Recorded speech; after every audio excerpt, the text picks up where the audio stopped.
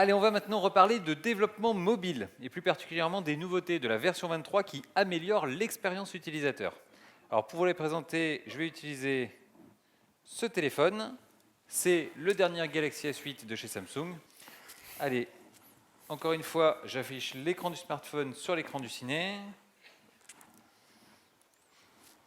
Hop, hop.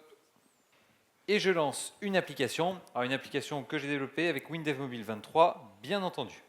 C'est une application de prospection commerciale. Alors comme l'application, elle gère des données personnelles, bien l'accès à l'application, vous voyez, il est protégé. Et plutôt que de protéger par un mot de passe, bien pour l'utilisateur, c'est quand même plus rapide d'utiliser son empreinte digitale. Au moins, il est sûr de ne pas l'oublier. Alors c'est une nouveauté de Windows Mobile 23, la fonction W-langage vérifie identité utilisateur est maintenant disponible pour Android. Je vous rappelle, un vérifie identité utilisateur, ça permet d'utiliser le capteur biométrique du terminal, du téléphone, pour vérifier l'identité de l'utilisateur d'une application. Et en version 23, la fonction vérifie identité utilisateur, elle est également compatible avec la reconnaissance faciale, Face ID, sur le nouvel iPhone X. Allez, je pose mon doigt sur le détecteur. Hop. Voilà. Et j'entre dans l'application. Alors pour saisir les coordonnées d'un prospect, j'affiche le menu de l'application. Voilà.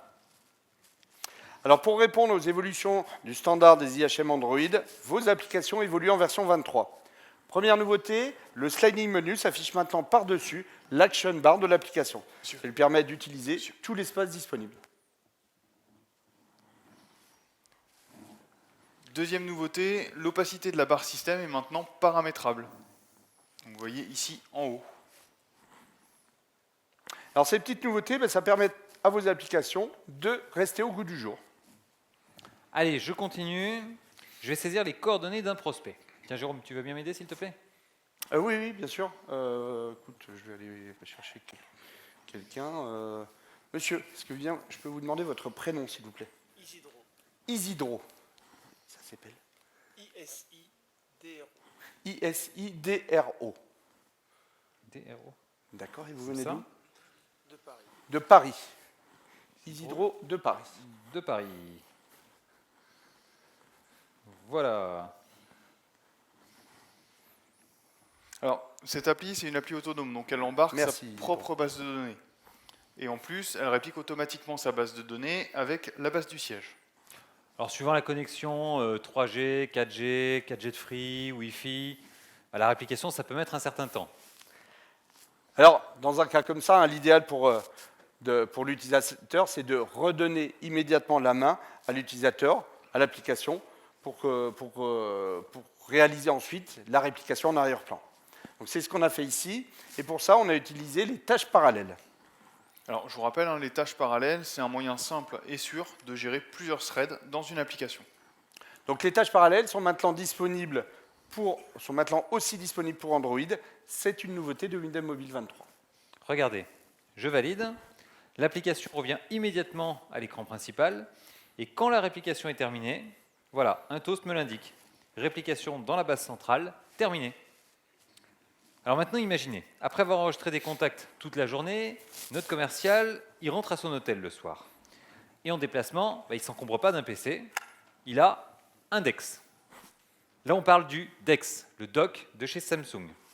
Un DeX, ça se connecte en HDMI à une télé, ça utilise la télé comme écran, vous ajoutez un clavier, une souris, là derrière il y a des ports USB, et ça transforme le smartphone en un PC sous Android, en fait. J'allais dire sous Windows, mais non. Android. Allez, je vais vous montrer comment ça marche. Il y en a un autre qui est branché à l'écran du ciné là-bas. Ok, je branche le smartphone.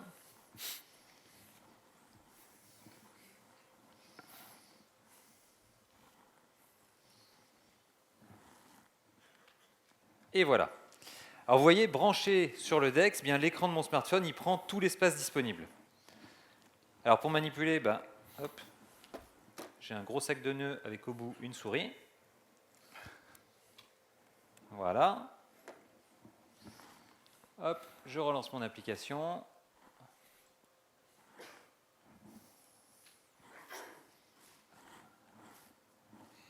Je m'authentifie. Voilà. Alors comme le bureau il est plus grand, bien la fenêtre de mon application, elle s'est agrandie. Et regardez, elle s'est aussi adaptée. Alors pour ça, j'ai simplement utilisé des agencements. Les agencements de WinDev Mobile, je vous rappelle, c'est des dispositions différentes des champs d'une fenêtre pour correspondre à différentes tailles d'écran ou à différentes plateformes. Grâce aux agencements, les applications développées avec WinDev Mobile 23 eh bien, sont pleinement compatibles avec Android en mode fenêtré. Et les applications WinDev Mobile 23 sont également compatibles avec l'utilisation du clavier et de la souris. Alors dans cet agencement, vous le voyez, j'ai remplacé le sliding menu par une barre d'outils en haut. J'ai remplacé le compteur de clients par un graphe. Mais c'est toujours la même fenêtre. Regardez, si je réduis la taille de la fenêtre, hop, voilà, je retrouve l'agencement initial. Allez, je reviens dans WinDev Mobile 23 et je vous montre comment on a fait.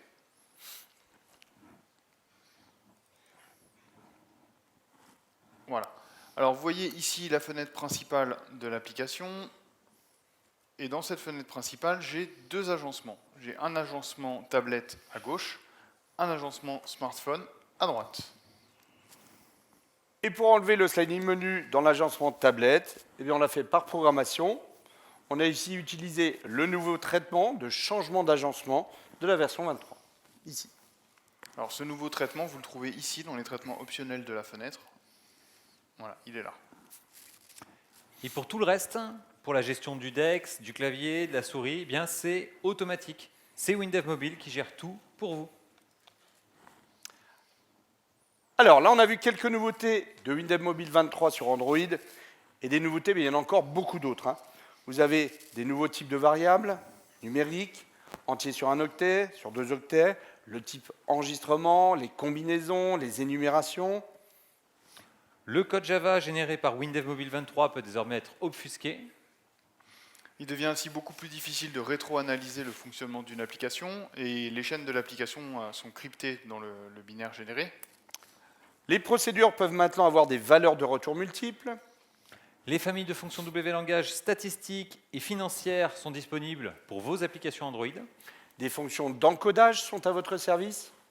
Alors U encodage, base 64, base 85 avec le décodage bien sûr. Grâce à l'utilitaire WDINT, vous pouvez traduire les messages système dans vos applications. Vous pouvez également maintenant lancer un exécutable personnalisé avant la compilation Android. Par exemple, si vous devez modifier les options du fichier de configuration de Gradle, ou alors pour intégrer des fichiers externes AIDL dans vos applications Android.